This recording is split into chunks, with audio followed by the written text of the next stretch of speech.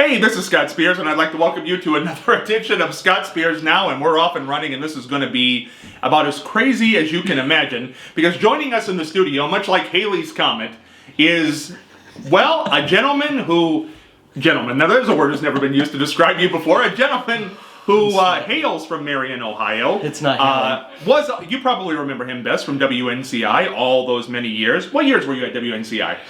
Can I look at? I don't know what to look Look at the camera. Don't look at me. I was look there at the camera. 99 to like 2008. 99 to 2008, WNCI, known as the Weasel Boy, here with us again. You know, he comes around about every 4 or 5 years, like Haley's Comet. You make it here. I don't know Haley. Yeah, really? Well, I've heard you did. I've heard you did. We'll get into that. You're looking at me. Why can't I look at you? We're gonna look. How'd you know I was looking at you? You weren't looking at me. I can feel it. My ears are hot. Oh my God. We are gonna get into everything here that you've ever wanted to know about this guy. Just not me. On this episode, this is gonna be the most fascinating thing you've ever heard, and then he's gonna join us for the exchange with Matt and Carrington, and that should be a real educational piece Matt, for them. is that one as person? time goes on? Wait till you meet him. It's gonna be the most fascinating moment of your life. So. Here we go. Well, I'm glad you're here. It's good to see you. What's been new? I can feel your breath and going in my mouth. Can you? It's like That's we're what's kissing. new with you. We're kissing. No, that ain't gonna happen. No. We'll get into that later on. I don't know. You know, I've got 4 kids. I've got a job. That's not new, is it? No. Well, I said what's new. Oh. Now don't look over here. Dang it. I gotta get used to this, folks. Yeah. What's new? Nothing. I'm Nothing. Boring. I'm married. I thought you had a hot dog truck. Oh, I do have a hot dog truck. Tell us about that. It's the Happy Wiener food truck. The Happy Wiener food truck. Yeah, and people get confused when they come up to it, to be honest, because they don't know exactly what we're selling or what we're doing. Especially if we're at a kid's school, that's weird. But yeah, it's successful. We have good hot dogs. It's really successful. Yeah. Now, what would you consider a success?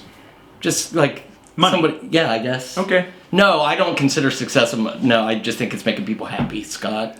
Do you make them happy by giving them hot? What makes your hot dogs so great? Where other people's hot dogs? Haven't you ever had a wiener that just made you smile? If that's not a setup, I don't know what is. It's not. I mean, there's still, but I mean, haven't you ever had a wiener and you looked at it and said, God, that's the best wiener I've ever had in my mouth.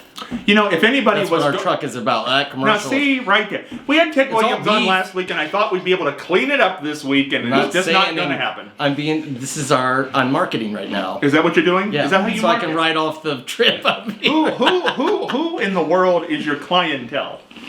Well, it depends where we land. I mean, a lot of times, to be honest with you, schools. We do, because at Happy Wiener Food Truck, it's cheap, it's fast, and we'll slam it in you. Very, very nice. So, as far as that goes, that was a real tour de force there, wasn't it? How did you get your start? You were from Marion. Yes. Tell us about your growing up times, your early days. My early days? Like, how early? Like, well, when I came out of my mom? Tell us about birth. Oh, I think that went well. Did you? Really? Yeah, I do. Well, I mean, it's because my brother was a little bit bigger, so I think my mom said she was in labor with him for, like, a couple weeks or something. I don't remember, but I just flew right out. Placenta and everything. So your We didn't have childhood, time to eat. your childhood. Tell us about your childhood. I was. No, right from the badge. Speed it up a little bit. We don't have that much time. All right, Fairpark Elementary, Taft, whatever. Didn't get anybody pregnant. Had a successful childhood. You know what? So you say. I just didn't think I could. But we don't really know. No, I checked. Okay. We're going to get into that I checked later right on. before I got in. You know, there are rumors. There are rumors. So you were growing up. I did a great job with it. And how did you end up in broadcasting? So I think, do you guys remember a place called Chrysler, Lupica, Jeep, and Eagle? Yes. What family was that? The Lupica. Oh, yeah. So I was selling the cell phones, the flip phones, when they first came out at the dealership. And a local radio DJ came in at the time, and he had terrible credit. But I was able to get him approved. Who was it?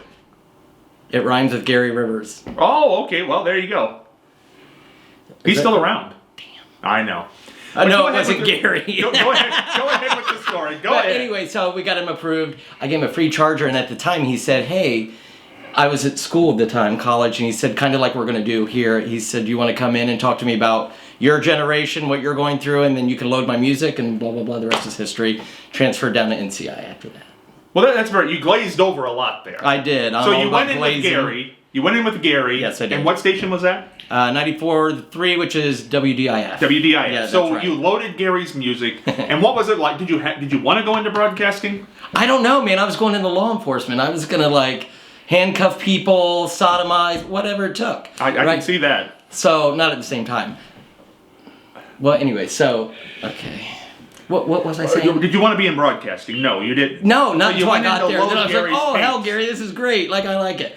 And so we would just talk, and I didn't take it serious, but then I just found myself falling in love with it. You Kinda not I'm take doing with something you. serious? I No. can't imagine that would happen. I take a lot serious, Scott. So you went and you got in broadcasting, and then Slept my way to the top. is that what happened? No, it's not what happened. Well, what happened? I slept my way to the bottom, and then... Clearly. I don't know, I just got on with, at the time it was, who was that? Dave, Sean, Matt, and Jimmy. How did that No. happen? How did you get Dave, there? Kim. So I applied to be an intern while I was at J-Corps or WDIF, There you go. and they just happened, and I lied about what I was, my major was communications, but it was really law, and I was doing it in Marion, and it was just terrible. I'm a terrible person. But they accepted me for a promotions internship Tuesday, Thursday, in the morning show, getting coffee and doing the fluffer stuff Monday, Wednesday, and Friday. And then it just so happened that after about a year, the guy that was doing street bits turned into a monk, and I slid right in. Now, how'd that's you a true slide story. right in? What happened there? Just condoms. No, it was, hey, they needed somebody, and I just happened to be the backup. That's it. That's all it was. You happened to be the backup. Yep, and I just would do the stupid stuff. I don't think there's any skill or talent there. I just right place. I agree with you. Thank so you. what was the Appreciate first thing that you did on air that everybody remembers their first time on air? Don't look this way. Look that way. And my neck. Oh, what was the first thing I did? I don't know. On my own would have been. I think I had to go up to Delaware Hayes, which is Jimmy at the time, his alma mater. He went to school there, and I had to. I think they had band or choir, and I had to like break into the class and get them to sing something or what. It was stupid, but I did it. And you of course, I enjoyed had a that? thong. I had something inappropriate on, and not realizing I was going to a high school. Now this is Zoo Radio. This is Morning Zoo. It is. Which It's there were zoos all across the country. Yep, that's right. Why do you think that became a thing? Why was that popular? It's just a shock to give people like something that they're on their way to school, work, what have you, and you had to catch their attention fast. You had to grab it and then hold on to it through the commercial and had that prime time break, so it had to be quick. It's fast food or radio, so that's why it worked. People's attention spans just suck. So how much is a show with you and how much is real? Oh man, it just depends break by break. So some of it's real, but 80% of it is just embellished. Well, it's interesting because when we talk off the air, Yeah. it's like a completely different person. But when the camera flips on, you get something else. That's my mental disabilities. Is that what that is? Is that what it is? Yeah, There's and I do it at something- home too, because I'm really mean to my kids and my wife. But when I'm at work and like around other people, I just turn it on. I don't beat them or anything, but I just, You turn it on. yeah. You turn it on because. I like turning people on. Do you think this has something? Did this go back to your childhood? You turned on? Is this no? What, Does this turning go back- people on? Does this go back to your Mom childhood? taught me at an early age. No, You got to skeet around your Peter, whack it off. that you have to perform for people. I don't know. I think I'm just an what do you say, anxious person. So Anxious. I try to predict what's going to happen, and I'm all over the place, and I Yes, just leak a little bit. It's fine. I can see that you're an anxious person. And I can't sit still. Have you ever been to a therapist? Yes, a lot. Now, tell us about that. Which I'm not supposed to. Why did you go to a therapist? Because everybody said, Chad, you need a therapist. And you went. So I did, yeah. You get And like what did 15 you minutes. learn about yourself at the therapist? Not a lot. We talked more about the lady, the therapist, than we did me. Really? Yeah, because I had questions But about her she- background. 'cause She I didn't, didn't know. she didn't solve your problem. No. No. She What were- said she couldn't, and then I was supposed to go see some, but this chick quit like after my 11th session. And I don't know if it's because of me or what happened, but she quit. She might even be dead. now. So it's Yeah, been a she's while since you've suicidal. been back. Yeah, it has. It's been a while since you've been Yeah, back. they won't let me come back. Really? Yeah. They really should. I don't know. I didn't do anything wrong. Have you tried a different therapist? Yeah, I did. Really? Yeah. How'd Some that guy go? in the van downtown. It didn't work very Excuse me. well. No, it didn't. You about choked there. Yeah, no, yeah. don't choke. We don't my need new any dead medication. bodies. We don't need stray bodies here. So how did you get the name Weasel Boy? How did that come about? I don't know. It was going to be like Prince Chuck or Charles or something, but I don't know. I think I look like a weasel or act like they said whatever. I don't know. Now, is that a compliment? Anything they said to me was a compliment. I like it. They love it. Whatever kind of thing. So yeah. Did you like them? Yeah, to this day I talk to them probably every week. Do I like certain things about their personality, ego that come with that job? No. But at the end of the day, I know that they're worst people in the world, so I'll still associate with. So, well, what about them was off-putting to you? Is off-putting to you? I don't know. I think some people get into media and radio, and I did it honestly because I just felt good about laughing. It got you out of reality for a little bit, but then sometimes these jobs come with a little bit of ego and whatever. And I think after decades of doing that, you become intertwined in that, and I just didn't find myself doing that. I just found myself caring about like that laugh, what would make Jimmy laugh, Dave, and then I stopped caring about that and thought, well, all these people that I'm meeting out in public, we'd be nothing without them, right? So let's include them, let's become part of their lives and not be predictable and not be above them either. And I love that. Now, do you feel Dave and Jimmy have an ego? I do. And everybody on that show, and probably in my younger days, did I? Yeah, I'd be lying if I didn't. And I can't tell the difference between like loving something, liking it, and then just feeling good about doing it versus, hey man, look at me. I don't ever feel like I came across like that, but I don't know. I was young and stupid too. So did you have fun doing it? Because a lot of that stuff, I mean, getting tased, dressing up. What is the bit? Why were you dressed up like an Ohio State cheerleader? I had to go up to Michigan that time to just cause heck. You had to go up there for the Ohio State-Michigan game, biggest rivalry, right? So I just wanted to go up there and have a great time, and that's what we did. Also had to wear it to give out free gas. It was sponsored by Ohio State, but the little lolly thing or whatever ripped because I was at Meyer and I was on Sawmill Road and everything was out and I didn't know it because it was so cold out. So I showed my stuff to a lot of people. Did you? Yeah, I did. What was Changed the reaction? my life. What was the reaction? Like, oh my God, it's blocking traffic. Well, we know that's no, not true. I know. We know. Look at that big pothole in a crater hit. Well, you know what? Get the microscope. Is what people were saying. But no, what I'm saying here is. Look at that woman over there. No. So what did you enjoy? Did you ever feel demeaned in these cases? Because I mean, a lot of people would. I don't know. I don't think so. I mean, I don't have a lot of pride since that whole birth thing we were talking about.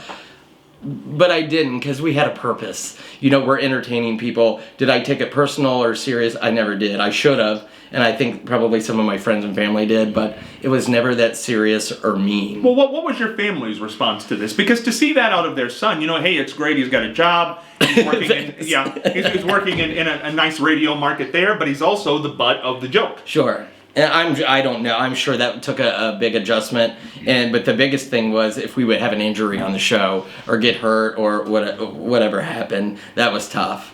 But, I was also selfish back in those days. So, I would do those things without thinking about those people.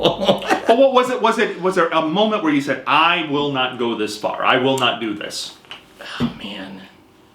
I don't know. Because even to this day, like I'm different, but I would still do that, but I'm too old to do it. But I don't think so. So you think you've aged out of that? I do, and I think that's good to age out of a show like that too, because you need to get fresh people in there. Do I think Dave and Jimmy need to step aside and let... I do. This show's... There's so many other options, and the show's predictable. It's just hard to tune that in when you have so many other facets to go to that can entertain you just as quickly, so it's hard. Well, why is it no longer entertaining? Because it's predictable? Is that what the whole reason? I don't know. Like, you turn that on, so you want instant gratification. You want what you want when you want it, right? So now we go from a radio station that we're accustomed to having long commercial sets, but then it's predictable. We're going to hear the same thing at the same time from the same people every day, and now you're going to add live commercials to make them seem like they're just selling out. So I just don't think that works for people's attention.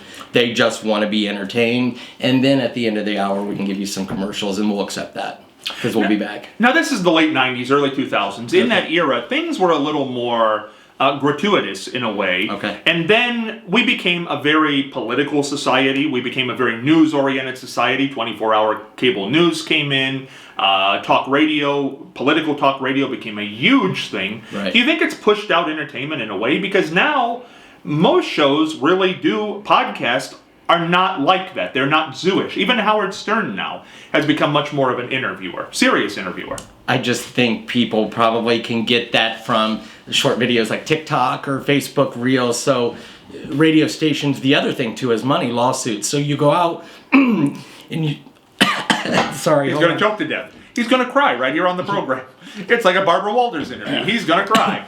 Something I don't know, I'm probably passing away, but what was I saying? My attention. That'd be great for us if he passed away right on the tape. I would be so thankful for that. Oh, my wife would be thrilled. Oh my God, he's finally dead. Finally. so no. Well, why has radio become something different than what it was then? Well, I mean, even back in the day, we had Jackass, like all of that stuff, so copycat. But I think people just now take it so far. You know, there are people who've died. We've done. A sister station of ours pretended like they were going to have Britney Spears in the studio. So they had, and they weren't, they were pulling up a limousine, they were going to have the tickets, and they had all these fans show up to the station, right? Well, all of a sudden, they ran this person out, the limo takes off, and this lady, this listener, starts running, falls, trips, hits her head, and dies. So then that lawsuit trickles all these other things. So people like in my position doing these street bits, we would constantly get hurt, so that ended it for me. But as far as like why it's changed, I think it's just because you can go on TikTok now and see somebody do something horrible to somebody else or themselves, and it just doesn't, it's not shocking anymore on morning radio. But I think there's still a spot for you to be creative, to go out and talk to your listeners and to interact with them and bring that element. It doesn't have to be dirty. It doesn't always have to be edgy. It can be funny without those things. Just meeting with those people. That's all. Do things in your world of broadcasting, do they have to be vulgar to be funny? You know, when I was younger, to me that was funny. We would do the things, and I felt like people expected that from me. But I think the clever things now are the things that aren't as vulgar. Like the people take the time to do it, to write it, or to think about it, or real life. When they're telling a real life story that's happened to them that's hilarious, and they can laugh about it, to me that's hilarious. I think that's funny. That's what I look for now. So. What was you at your best on air? When I was my best on air is when I was happiest in my whole life. You know, I was, man, you're setting me up because I'm happy now, I'm married and all that, but I was at a different time in my life where I was on top of the world. I was going, you know, to California to meet cool people. I was, you know, getting things, doing things, meeting people, and it just felt good. But at the same time, I don't know if this makes sense, I was kind of empty a little bit. Because I wasn't sure who was authentic, what I was doing, that was new to me because I grew up in a small town. I love Marion. I can tell you my home phone number, my home address, all that. I love it. The people here are great. But it's just different there, you know, and I just felt I was trying to fit in and just never did. But I don't think I fit in with anybody. It's interesting because that's a good lesson for people to learn, that you got this career that you wanted. You're doing very well in it financially. Success is there. Yeah, I guess. But yet inside you feel empty. Yeah, I did, because I was always, you know, turning that on, and I'm like, is this me? Is it not? I couldn't distinguish between who I am, and because I don't have that inner voice, you know, I just have to say everything out loud and I can never shut up. So I don't know. Even to this day, who am I? I don't know. Well, do you have any regrets from that time? No, man. I just don't believe in living like that, because I think everything happens for a reason. Do I have bad choices that I've made that I think I could have done it? Maybe, but I'm also sitting here right now and I'm doing okay, so I think it's okay. I'll accept it. Now, what is success in life to you now? Now that you are out of radio temporarily, what is success? What's it mean to you? Peace. I think it's just living, realizing now, because I always thought I was going to live forever, right? And now I'm like, oh, well, I don't think. And, you know, with my current job, I've seen a lot of bad things done to people, and that's changed my life. So I would say financial when I was early on. You still have to have money now, but I would just say happiness and peace and the freedom just to do life, I guess. Now, how much do you miss broadcasting? Oh, I do daily, because I think that's something that's in your personality, your blood, and it becomes your life. So whether you're talking to normal people daily that have never done it, or if you're in a studio or whatever, you always have that conversation. I don't know. You're always looking for the content, right? So everything in your life becomes, oh, can I talk about this? Can I use this? And yeah, so that's part of my life. It's in my blood. what advice would you give somebody who wanted to be or do what you did? Do it. But how do you do it? See, that's the thing. There are fewer jobs than there are people. People who want to do them. There are more people than there are jobs. Yeah, but I think if you really have that in your blood and you have a raw talent for it, then you'll find your way. That's probably not good advice. I don't know, Scott. There isn't, because there are very few jobs. But I just say put yourself out there, but also have a plan B. Because when for me, it happened when I least expected it. I got lucky. So did I set out and say, hey, Chad, you're going to do this. We're going to have this path. Nope, I didn't. So I really don't know what to tell you. You might be screwed. Well, when you were growing up, what did you want to be? Man, you know what? I wanted to be famous. Now, see, that's interesting, because I ran into somebody recently, and this to me is a sign of the times. Okay. I said, what do you want to be? They said, I want to be famous. And I said, for what? And they had no idea. I do. They just want to be famous. I wanted to make people laugh. I didn't care about money. And I say famous, I think I just wanted to make people laugh. And what comes with that would, to me, my perception, isn't always reality, but was just like stand-up comedy or like a sitcom or a movie. So that I would always say fame, but I just wanted to go entertain and do that because I'm sad inside. Is that why? Well, you know what they say, most entertainers, there was a famous book written years ago, I think it's called Act One, that all entertainers, people who want to be in front of people, essentially have had not necessarily awful childhoods, but maybe just repressed, and they weren't outgoing, and when they were a child, they weren't the center of attention. So this is an outlet for them. Man, I'm on a lot of medication for depression, anxiety. I'll be honest with you. You ask me whatever. Yeah, well, tell us But it you helps. saw a psychiatrist. Yeah, so it helps. I take something daily because otherwise I would just I'd lose my mind. But that's what it is. So you make people laugh or whatever. But inside, sometimes I struggle. So you're medicated with what? It's called Trintellix and Buspirone. I take them every morning. Now this is anxiety and depression. It sure is. Now because I'm a completely different person, and I get it genetically from my mom's side. Now, when did you realize you had problems with anxiety and depression? When I started wanting to kill people. We're just sitting there looking at it. It's true. No, I'm kidding. I would just have these outbursts, like anger, and then sometimes I'd be very nervous, always have that. But at the same time, could still turn around to somebody I'd never met and make them laugh, but turn around to my family and just want to yell. It was the weirdest situation that I'd go through, but I'm just even killed now. Now, what age did this happen? Oh man, I was young when at first. I remember high school probably recognizing, hey, something, I don't feel happy. I don't feel excited to go out and do things but then probably in my 30s, that's when I would start to dabble with the SSRI family and just trial meds, because those take a little bit of time to get in your system. You have to feel it, and it becomes your, whatever. So it was trial and error for years for me. Interestingly enough, Ted Williams' Golden Voice was here last week, and he had a lot of success, obviously, in the Columbus radio market and nationally now. And he talked very seriously about being on antidepressants, being on depression. It seems to be a common thread in this business when you are and he was one of those. I don't think he was ever part of a zoo, but he was the one who did the tricks and the voices on the air in the morning. Same thing. That was his era, but yet under it all, under the performance, is sadness and anxiety. Ta-da! Ta-da! It's an interesting common thread. Who comes to mind? Robin Williams. He brought up Robin Williams last week. And I somehow, not that I'm not, I just understand that. It didn't surprise me, and it didn't. Okay, now this is an important thing, because Ted, that you would bring up all names, because I think that's the name he brought up. Okay. It all comes back to Robin Williams. Always. And he said, because he was such a Robin Williams fan, and then Robin obviously committed suicide, and we all thought he was this hugely gregarious guy. Sure. And always when he was on the talk shows, he made the hosts laugh, and he was great, and nobody wanted to follow him. But yet, clearly, there was something inside of him that was very unhappy, and obviously ended his life. And Ted said on the show last week that he has thought about suicide, very honestly. He said, yes, I've thought about it. I didn't do it. Now, his reason for not doing it was fear that he wouldn't get it done. I guess there's a fear of that. He's an underachiever. I guess that's when it comes to suicide. But that's what he said. Sorry, Ted, I'm just kidding. No, but it's very interesting. I think, if you go back and look at Robin Williams and watch his movies and look at the man's energy or in his eyes. I'm a firm believer. You could probably see deep in his soul that he's not.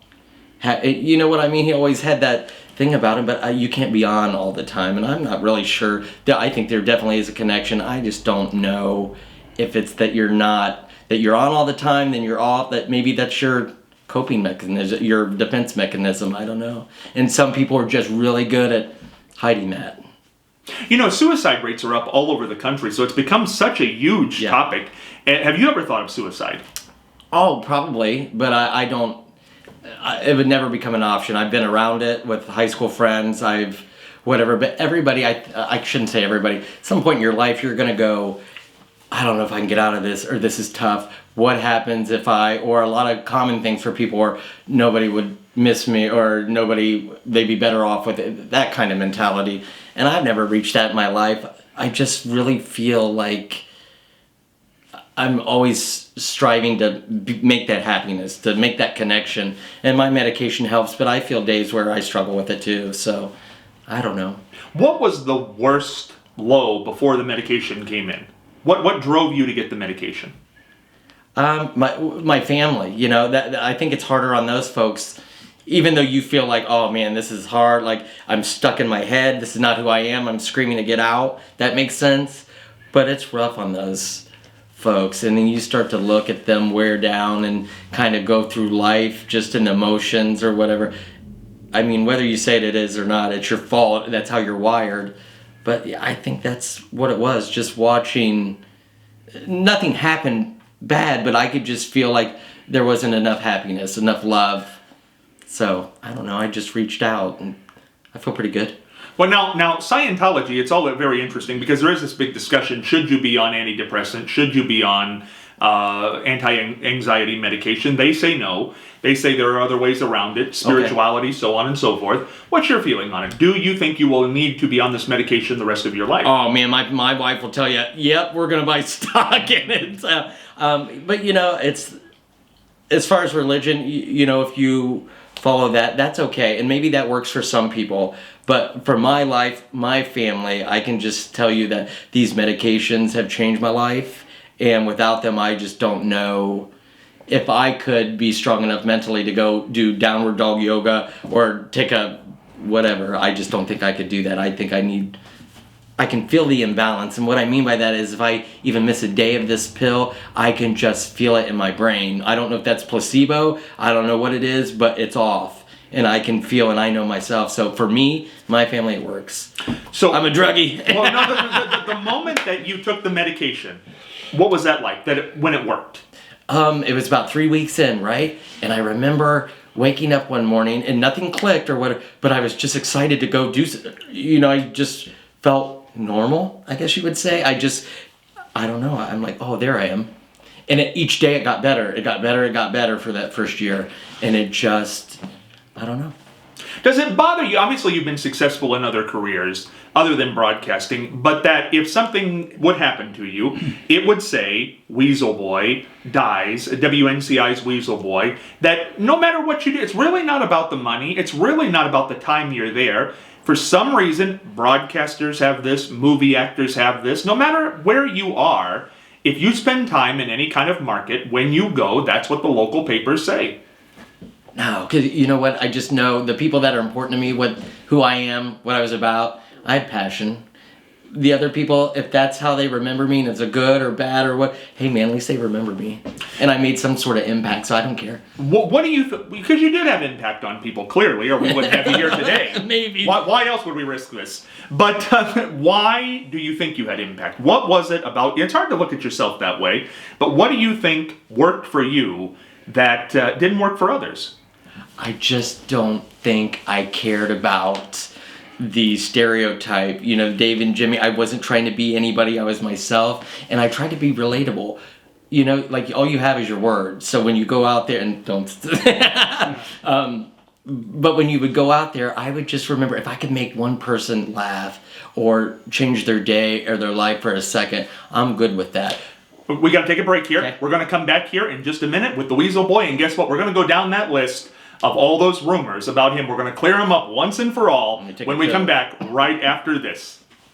Hey, Scott Spears back here with the medicated Weasel Boy on WGH Talk here. And we're having a very interesting conversation. Now, if you listened the last half hour, which I'm sure you did, we started off very high and kind of the typical Weasel Boy style. The Weasel Boy, here we go again. The Weasel Boy. But then we ended up being very serious. Now, how does it feel to be absolutely serious, staring at the camera, talking to the viewers? You know what? It feels good because it's me. And I don't know, maybe it helps other people because I take comfort in knowing, hey, there are other people taking these pills too. But no, I don't know. It feels okay. Kind of feels freeing. Well, I'm glad you're free. We need to run down this list because there's a lot of things. Did that sound caring to you? Did it sound like I really cared? No, I just feel like if you ever pick me up from prison, that's would be your response. You'll be glad free. You're free, Chad. You're free. Here you go.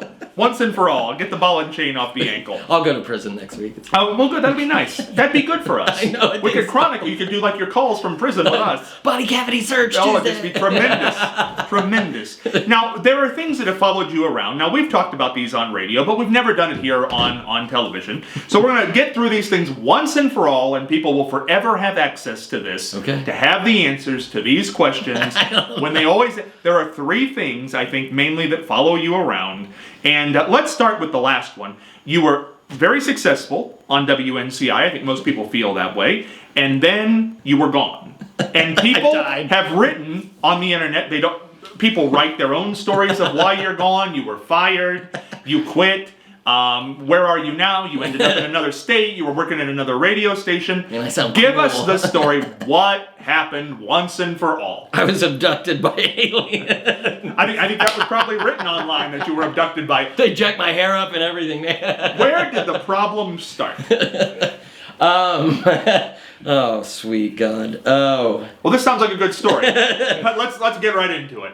Man, there were no problems. Something happened. What happened? What went through your brain there? What happened? I remember doing the last bit. I had to go out to a McDonald's and... Now, did you know it was going to be the last bit? Yeah, I did. Okay, now why did we get to that point? Because... So this would have been my second championship game that for Ohio State that I was going to travel to cover. And so the first one... No, that was going to be my first game. I traveled for Michigan with the same 10 TV group, okay? So let me catch everybody up.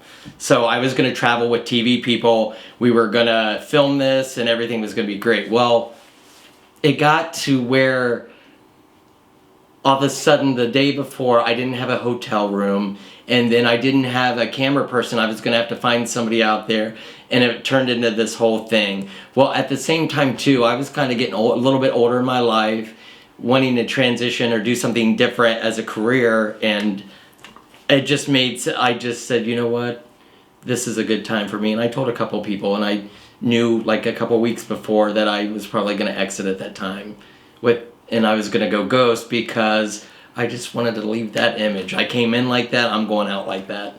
So how did you go out? I just disappeared. Why? Because that really left people wondering, and I think why we got all these stories for so many years. And that's good, because you know what? If that added to their life and just gave them that sense of whatever, then I just wanted to go out like that. It wasn't like a, hey, goodbye, boo-hoo, me. Because anybody could go in there and do that probably better than I did. But I just wanted to, you know what? Now you see me, now you don't. Peace. So how did you part, though? What was the party? I just didn't show up to the airport that morning. I booked my ticket. I was going to, it was just last minute. I was going minute by minute with it because, Chad, did I really want to give up this gig? Did I really want to do this? But then there was no place for me to go. I felt like I overstayed my welcome with the listeners. I mean, we told people that I was gay. We said this. We did this.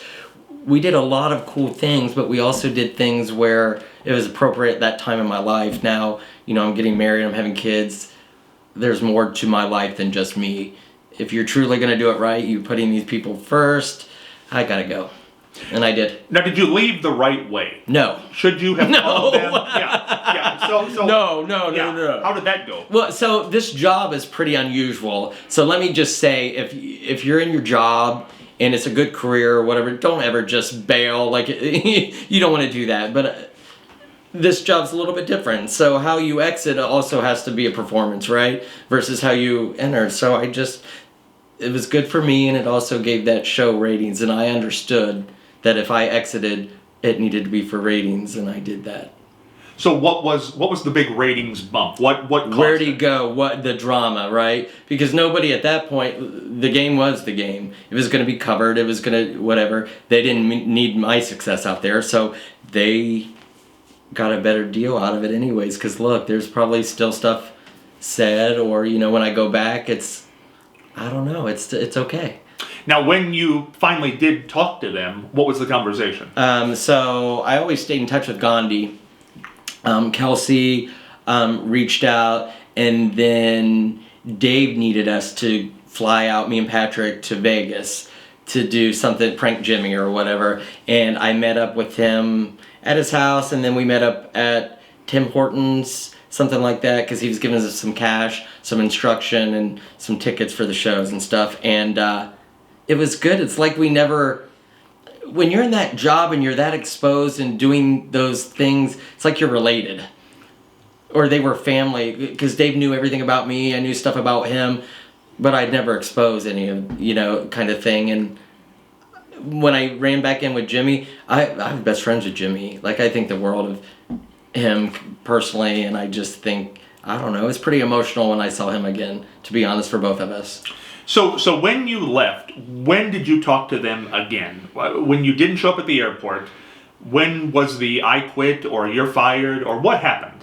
Oh man, it was probably, I had the police showing up at my door, doing wellness checks. I had people that knew where I lived. It was just different. So then I had to, come clean to some folks. But then about 8 months to a year after that, we kind of did the anniversary of me disappearing, and we did a funny call. But there were some hurt feelings, there were some emotions, there were after the fact. So, but now it's all good. Now, what were the hurt feelings? I don't know. I think just, sometimes people bring you onto a show and they think that, hey, well, number one, let's just admit how I left was wrong. So I think when you're on that show, there were personal relationships. There's family, there's whatever. You meet kids, you meet neighbors, you do this thing, and then all of a sudden that person's gone or disrupts your life. That's not fair. So I think that sucks. And I did that, and I own that.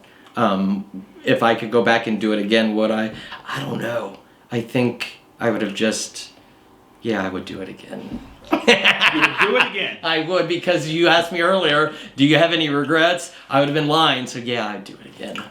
Well, we think you might not do it again. Do you think it had anything to do with not being on medication yet, or anything like that? Yeah, maybe. I was just struggling in my life at that time, because, we would turn it on, those 4 hours, we'd go do bar gigs, we would do these appearances, whatever. I loved it, but then the down times, man, they were really down, to be honest with you. And I just remember thinking, I need to change my life. I'm throwing out 100% of who I am, and felt I wasn't just getting anything back. And I'm not talking about family, don't get me wrong. I'm just saying that's a lot to throw out there and just not get back. And I needed to shift my energy and my focus, and I think I did that. Were you bitter? No, I'm never bitter in my life. No, I'm not a grudge person. I'm not bitter. I'm just, hey, let's be happy. Life's easy. Because nobody's better. We're all cut from the same thing, right? So let's just be good people. So that's the big story of why you disappeared. Now, when you saw what happened, that you were fired, you were quit. Now, did that make you angry that nobody really knew what had happened? No, I didn't even find all that stuff till years later. People would tell me. I never go searching for that, but when there aren't answers, or just like if you're in a high stress situation, details from one person to the next are going to change. People are going to guess. They're going to whatever, and that's just part of the appeal of radio. You got to have a little bit of mystery, otherwise you're boring. Now, when you didn't show up that day, okay, did they call and fire you, or did you quit? No, I was never fired. It was just I received, because all those jobs are contract, right? You have usually an agent out of Chicago, for the main guys, and it just depends what your deal is, but you become in conversations with those folks, not necessarily the radio station anymore. So you just come to a package and an agreement and then go from there. Now, were you under contract when you did that? Yeah, they're 3-year contracts. So why did you not finish your contract? Man, I was young. How old was I at that time? I was young. I'd already been to Vegas. I was doing radio, came back. And you also have to remember my dad was going through a quadruple bypass. I'm going to use all these excuses. But it was really a time in my life where I was changing, becoming, I guess what you would call an adult, or in my mind, because, from 19 to almost 30, I was on the radio, and I'm not sure how much of my life was real and how much of it was not. When you look back on it now, biggest celebrity you met? Probably Michael Jackson, obviously. Now, tell the Michael Jackson story.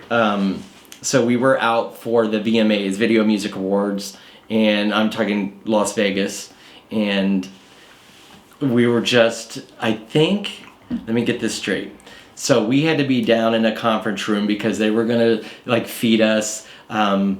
You get to see the gift rooms, and then whoever sponsored it, it was Tylenol Cold and Ice or something that year. You met with those folks, you got your gift bags, all of that. Well, we get a call, we're up in our hotel room. There's 2 hours until that happens because right after that you have to go broadcast live. Well, we got 10 minutes notice, you have to be down to conference room A, and there's B, C, and D, and to bring your tickets and your pass because you're getting into the show right after that. So you had 10 minutes. Oh Lord. So I get down there before Jimmy, but we're the last, one of the last ones to get there. You see everybody sitting Indian style on this conference room, ballroom floor with the big pillars, and on the bottom of the pillars they have the seats. So I just snuck around everybody and just sat over to the left side and on the seat around the pillar and just kind of hunched over. Well, this guy comes over and he's just looking at the door, and all of a sudden it opens. He opens it up and all these men start walking out with rifles. And they're in suits, and I'm like, this is weird. And Michael Jackson comes out after 30 people, but I thought it was an impersonator, somebody just, but boy, it wasn't, because MTV and VH1 was there. They had their cameras up, and he sat down Indian style in the front. Here comes one of the security guys and said, hey, go sit next to Michael Jackson. I said, what? He said, go sit next to Michael Jackson, so I did. And he was tapping on my leg, and I have it all on video. And I've got it on, we talked about it and it was just cool. Wow. It was at Caesar's Palace. So do you look back on this, why do you think he was tapping you on the leg? Because I was just sitting Indian style too, and he was tapping, and I remember he had black Wranglers on. I remember his nails and what his hands looked like. He had this Western flannel, and his hair was really pretty. It was long and straight. And you know how he kind of is weird on TV, looks like? In person, it's not like that. His face, and he just kind of fascinating to stare at, and he's doing this, and then in the middle of the song, it wasn't up loud enough of this world premiere, he freaks out and starts screaming, stops the music, so they reset, and then he sits back down or whatever, and then this goes on for 4 minutes. At the very end of it, as we're getting up, I shake his hand, I said, Michael, it's nice to meet you. He said, nice to meet you too. And then Jimmy's freaking out, he's behind me with this little cell phone taking this video. So we could show it back on the radio and then talk about it. And it was one of the coolest things. Because all the other celebrities, they're cool, but you kind of just realize at the end of the day, these people are just people like us. They pee, they poop, they throw up, they want what we want. But Michael Jackson was different for me. He's a whole different level, and I've never experienced anything like that again. So when all the charges came after that, and he's on trial for child molestation and things like that, what did you make of that? I don't know. I separated the two because I was thinking, growing up, I'm thinking, this dude's king of pop, this is cool, whatever. But then, yeah, maybe. So you think there is a possibility that he did that? Man, I don't know. I don't know those I don't know anything about that. All I know is it's probably an unusual circumstance. Whether he did it or didn't, it was probably inappropriate. Either way, you know what I'm saying? But the parents were also dropping their kids off day in and day out to this dude. But I don't know. And he's gone now. Yeah, he is. Did he grow up right? No, man. Did he have a weird childhood? I think so. But maybe he just wanted to be a kid and had him over. I don't know. Now, you mentioned it earlier, and it became a thing as well, that you were gay. How did this come to be? Because we had nothing else that day, and I'm going to be completely honest with you. And so they just looked at me and said, hey, you want to take one for the team? And I said, I will. But then I brought up, once we go down this road, that's not, because this isn't funny to me, because these are people's lives. What was the bit? What was pitched to you that day? It was, hey, we want you to go on and say that you're bisexual or whatever it is. We can appeal to a different market. We have that. You kind of come across that way. And so here it is, because I can't remember. We had something going on that morning, but it fell through.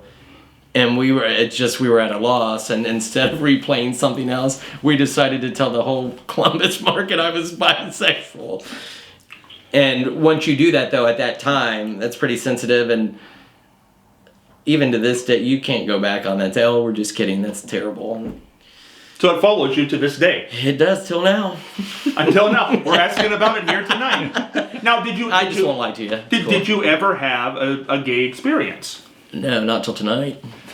No, never had one. Never had one. So what you're telling me, you never had one and you never will? No, I've wiped hard before, but nothing like crazy. Like, have people come on to you? Where, here or wherever? No. All those places you hung out over the years. What do you know? Because there are parallels here. There are more parallels here with Ted, who was on last week, because people thought he was gay when he went on and said Matt Lauer brought the woman out in him when he was on Jimmy Fallon. What's that even mean? I don't know. I can't. But apparently, when he goes down to the Pride area and signs autographs, people think he's gay and say, it meant so much to me when you came out. And he said that he had kissed a guy on the lips. Oh, I've kissed plenty of guys in my life, but I've never had a sexual experience with a man. Yeah, I've never been naked in like somebody's sleeping bag, like in Fair Park, like going, "Oh, dude, this is weird." You have a TV. No, I think a lot of people think you have. Well, no, I don't even own a sleeping bag. I have a tent. Had a sexual experience with another man. No, I mean. Do we have a lie detector here? I don't know. Oh, I can pass. No, I'm just saying, Would you be ashamed if you did? Well, no, because if I did, then I'm gay, and I wouldn't ever be ashamed. No, I think it means you're bisexual. There's a lot of stuff out there in the world today. And you have to take antibiotics, too. But I'm just saying, I thought you meant, like, because of the radio station, the bits that did it ever happen? They said you had that vibe about you. You were the one they chose that day to go on and say that. Was there ever an experience like that? Well, I had people come up to, and, like, I had other opportunities, but nothing ever happened with them. But did you seriously ever kiss a guy? Ted kissed a guy. Well, I had to for radio, yeah. You did it on radio. So how does that feel? Being forced to kiss a guy. Oh, I thought you meant it feels like a woman when you're blindfolded. No. Being forced to kiss a guy for work. Oh, I don't know, because now that I've had other careers and actual real HR departments, I know that it wouldn't fly at any other job. Men, though. As far as I know. So, but did they never... I had to tell the difference between... So they lined up like 15 to 20 people, and I had to tell the difference between men and women. And I just... Except that one dude, he had a beard, but that one woman did too, so... Now, is any of that a regret? Do you ever look back on that and say, well, I probably should have been kissing men because it follows me to this day? No, to be honest with you, I'm just thinking this is a weird job. When people who work at Kentucky Fried Chicken are saying, "I've never had to do that." No, but they could say, "Hey, man, this is a nice set of breasts. I'm gonna put them in the grease." Well, there's that part. So I'm jealous about that. But they never had to kiss the man who was working the grease vat. No, but you know what? I appreciate the opportunity. Do you really? Because I just think I gotta believe that those people are sitting around right now. Going, you know what? That man probably gave me a good kiss. So 100% for the record, finally, not gay. No, but I do like pizza. But it was a bit. Yeah, but it was a very insensitive bit. But you wish you hadn't done that. Yeah, but you know what? $20 is $20. A regret's a regret. No, it's not. I mean, if they said for $1 billion, so am I for like a certain amount of money? I'll be whatever you want. Even to this day. Yeah. So now, here's the weird thing, though. The gay thing was tacked on you, but yet conversely, there was this thing that you were with a lot of women. It's weird. You had groupies. So what about that rumor? What are you asking me? Were you with a lot of women? At what time? That time in your life, the radio career. Yeah, probably. Really? Now, what's a lot? I don't know, man. Like 4. No. Come on. Now, how many women do you think you were with? You know what? I was I was, oh, God.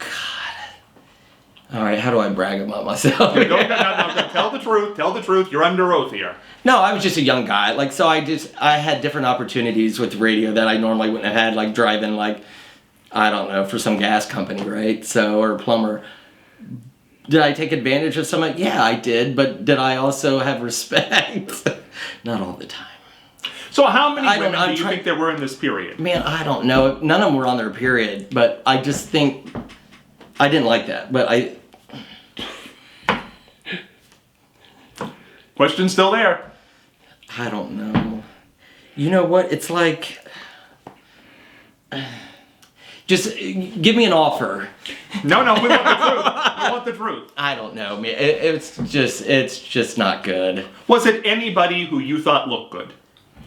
If you thought they looked good and they were... No, they had to be a dog. And they were attracted to you. Would you call that an addiction? We've learned about sexual addiction from people. Because I mean, I just felt like it came with the job. This is gonna sound terrible, but you know, you go out, you do these things, you start to get this reputation online, so you feel like you have to do these things, and then, you know, I live with my cousin, and it gave him different opportunities. He was living life. We were just young guys living the bachelor lifestyle, and that job offered us opportunities that we normally wouldn't have had. Did we do drugs? No. Did we do bad things? No. Did we drive kind of wonky? So, yeah, we did. And did we have girls over? Yeah. But then... But you know, at that time, I mean, this is the late 90s, early 2000s. I mean, AIDS is a thing. Yeah, we tried, but we just never got it. So, were you worried about that? No. I mean, no. You just went at it. Yeah, it's just like, oh, cool AIDS. No, no. And I know my cousin wasn't. He's dumber than a door now, so he couldn't even spell AIDS. So in the end, do you feel guilty about that? The women you took advantage of. Would you say? How do you know I wasn't taking advantage of? I'm asking you. Did you take advantage of them? You did. That's did you take advantage of them? No, I. You said you were in radio and you took advantage of what was offered to you. Well, I just feel like some people thought I was better than what I was, or hey. Oh, I'm sure that's true. I'm sure there's no doubt about that. Like if you're taking a baseline of me, it's just way down there, but. You know, you get a somewhat decent job, then you get opportunities. So we did take advantage of it. No guilt? No. Really? No. Not with any of them? And what do you mean guilt? Like I shouldn't have done it. It was a nice girl. She thought there was going to be more of a relationship. And really, I was just doing it for this moment. Oh, I don't know. Yeah, probably. Sorry. No, but they're better because they don't want somebody like me. Like I'm happily, like look, I would have never met my wife. That's how I actually met my wife at the radio station. She was a groupie. Fan. Well, groupie. Okay, groupie. She was a stalker. Groupie. Yeah. So, but that's serious. What? She was a groupie. Oh yeah. Yeah. Now, was that a problem that what was it about this groupie as opposed to the other groupies? Persistence, man. Persistence paid off. No, it's, you know, you fight and fight and fight these, like somebody can be right in front of you, I guess I'm saying, and then you go through all of these things, you kick them while they're down, you see the worst in each other, and then next thing you know, you're like, oh, I guess we're going to do this together. Whose kids are those? Mine? Oh, cool, let's get married. Now, is marriage easy? You've been married how long now? October 26th will be 17 years. 17 years. Now, is that easy? Is it easy to keep it together? As we get older, it is, to me, but you have to really prioritize because you start getting kids in the teenage years, you kind of lose track, at least for us. You don't prioritize your date nights, this or that, so we're bad about that sometimes, but at the end of the day, we love each other and just know, hey, if you turn ugly or fat, it'll be fine, I love you. What's your definition of love? Well, I just look at it and it's pretty simple. Do I want to take this journey with somebody else, by myself? Can I imagine doing it without you? And man, if you have any doubt whatsoever, you're with that person. You're good. If you could write the rest of your life, how would you write it? Not AIDS, because that scared me. No, I'm just kidding. How would I write the rest of my life? I don't want to know. I wouldn't. If you could write it. Okay. If it's your deal, it's going to go exactly how you want, what would it be? Okay. When I was younger, I would want a Lamborghini, a house, all this stuff. Now, I would want to hit the lotto to help everybody and anybody and change the world, man. And that's no lie. I would have a comfortable life, but talk about paying off kids' lunches, no medical, this, that, or whatever, and even start here in Marion. Right? Why not? Like, just change lives. I'm not going to die with money. I'm not motivated by it, but unfortunately it helps people, and man, I would throw it out. So under all this brashness and shock value is just an old softy who wants to pay kids lunches and pay off medical bills. It's going to ruin your whole image. No, well, because you have to start talking about private parts again. It's going to ruin your whole image. You want to show them? Like I mean, here we go. Well, a lot has happened to me over the past 3 years that's really changed my life. What has happened to you? What has changed your life? Just my job. Like, I started to get into helping manage high crime properties. Like, you and I would refer to them as HUD properties, Section 8, and helping with the city. And I've been shot at quite a few times, to be honest with you. I've had a few cars shot. It's changed my life. We've had to, notice some people that didn't have their arms, legs, they were in a dumpster, different things. And these apartment complexes are in Columbus, Ohio, and it's just changed my life. So seeing that, watching kids get shot and killed, I hate it. So that's what's changed my life. So what I need and what I want now is a lot different for me to say even 3 years ago or 10 years ago versus right now. You think it gave you an empathy that you didn't have before? Yeah, I understand ways of life. I mean, a lot of crime is out of necessity. Do I agree with some of it? Do I understand it? I do. I think that it happens for a reason, but I don't like it. It's scary, but I understand it. And walking in somebody's shoes or seeing a different way of life that's not through my eyes, it just really opened up who I am and kind of said, oh crap, man, what am I doing? And it just changed my life. So I'm paranoid all the time. I can't go to fireworks anymore. And I cry. For people who meet you and who know you from that era and say, this is a goofball, this is a high energy guy, this is a risque guy, this is, the dirty joke, the innuendo. Is that how you want to be remembered after going through all this? I don't know, man. If I can remember it, then that's fine. You talk about what's going to be on my epitaph. I just wanted to be like, he was happy. He was happy. Yeah, I think. I don't know. You asked me all these things that I used to think that I knew and wanted, but now I just take it day by day because I have no idea. It's all changed. It is. What's your biggest fear? Biggest fear? My medicine not working. Biggest... I just don't want people to give up on me, because I know I'm a tough guy. I like to understand sometimes. I know I'm quirky or whatever, but the people that mean the most, and I know I'm not reliable, but I don't mean it. I just want people to know, hey, deep down inside, I'll do anything for you. I love you. Now, on your inside, what's your inside like? I mean, is it safe now, or is it calm, or is it still a wreck? Is it conflictual? I don't know. I spend a lot of time by myself in the bathroom with the heater on, noise, and I try and just get to my being. I'm not a big religious person. I'm not this, or not that anything's wrong with it, but I gotta find myself before I can figure out what everybody else is doing. If you had to finish the sentence, and for the purposes of this, we'll call you Weasel Boy. Okay. Weasel Boy is one of the best guys I've ever met. Really? Man, he's nice. I don't know. Yeah. I think so. He's nice. One word to describe you? Crazy. Crazy. But you're here, Yep. and you're going to join the exchange with Carrington and Matt this week. That's going to be a lot of fun. We're going to go. It's going to be pop culture galore, and we're going to have a lot of fun. And who knows what will happen. Anything you wouldn't do at this point. All that, you were tased, you were in a dress, you did all that. Is that changed? You won't do that sort of thing anymore?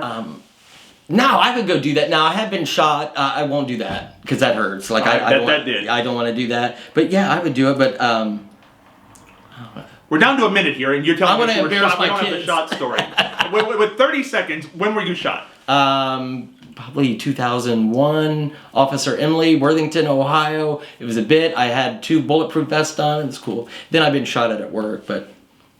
The one and only Weasel Boy, WNCI, for many, many years, started right here in Marion, and a Marion native. You're going to see more of him on this station and other programming. This was a lot of fun. This was very insightful and I think enjoyable for the people who were watching. I had fun. Cool. All right. Weasel Boy, Scott Spears, heading for the dugout.